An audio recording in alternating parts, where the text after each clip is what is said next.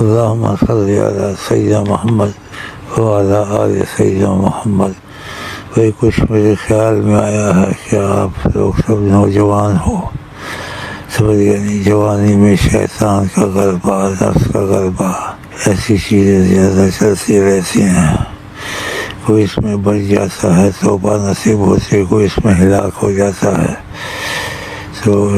بدنام بھی ہو جاتا ہے، دنیا آخرت کی بھی خطرہ رہتا ہے، کیونکہ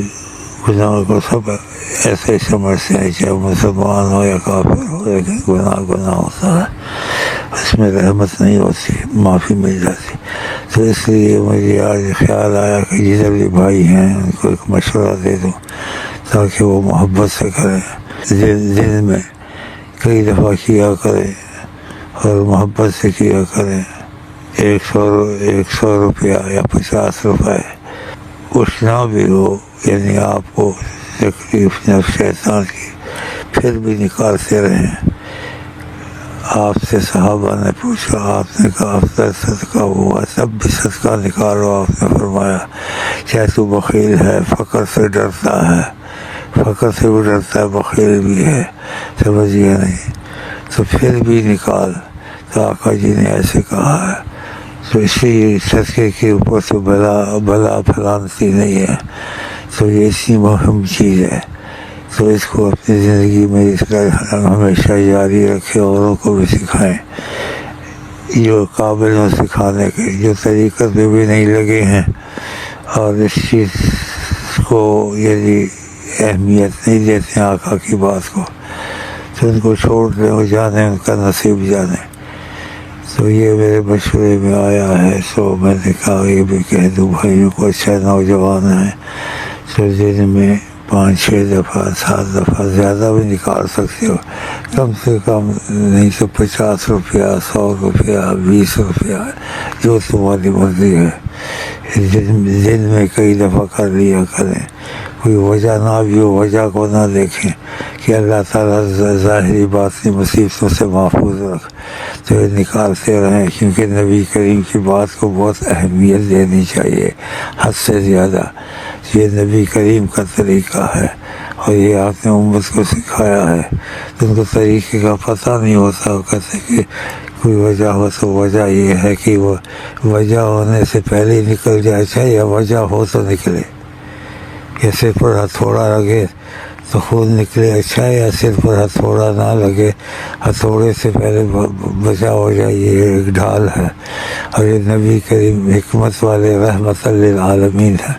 تو ان کا یہ طریقہ ہے۔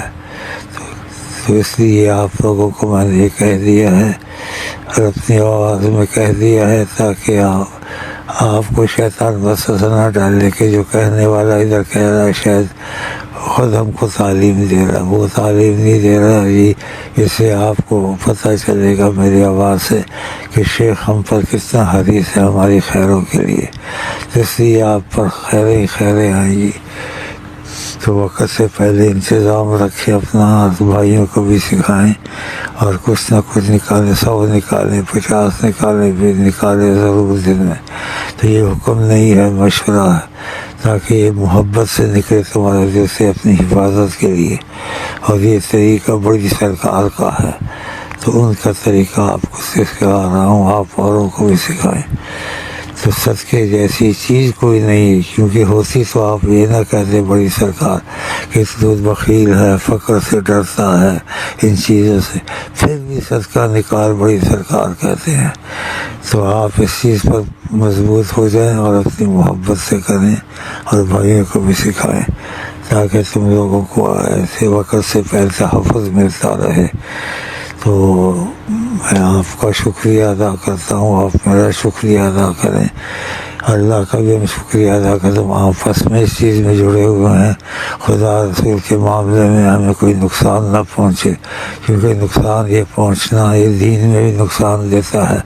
آخرت میں بھی نقصان دیتا ہے۔ تو نقصانات کو جتنا سرکار جانتے ہم نہیں جانتے، ہم کو نہیں پتہ تھا کیا ہوگا، کیا ہونے والا ہے، کس وقت نیکی کرنی ہے، کس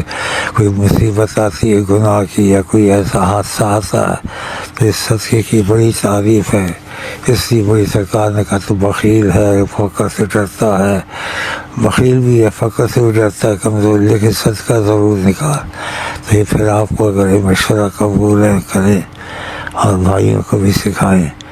تو میرا خیال ہے آپ کو یہ بات بہت پسند ہوگی انشاءاللہ۔ اور یہ جو تعلیم دی ہے نبی کریم کے مطابق دی ہے،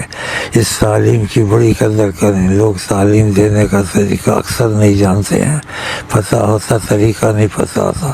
یہ طریقہ بہت مضبوط ہے، اس لیے بڑی سرکار کی زبان مقدس سے یہ طریقہ نکلا ہے اور انہوں نے یہ سمجھایا ہے کہ تو بخیل ہو، تو فقر سے ڈرتا ہے، یعنی یہ صرف بات ہے بھی کچھ نہیں، لیکن پھر بھی کیسے صدقہ نکال۔ تو یہ بہت بڑا احسان ہے ہم پر، آپ پر، حضرت سید اعظم کا، تو اس کو اب ساری عمر اپنائیں اور بھائیوں کو بھی سکھائے سنیں۔ تو اللہ تعالیٰ جو ہونے والی چیز ہے نہیں ہونے والی ہے، اس پر بلا پھلانگ نہیں سکتی۔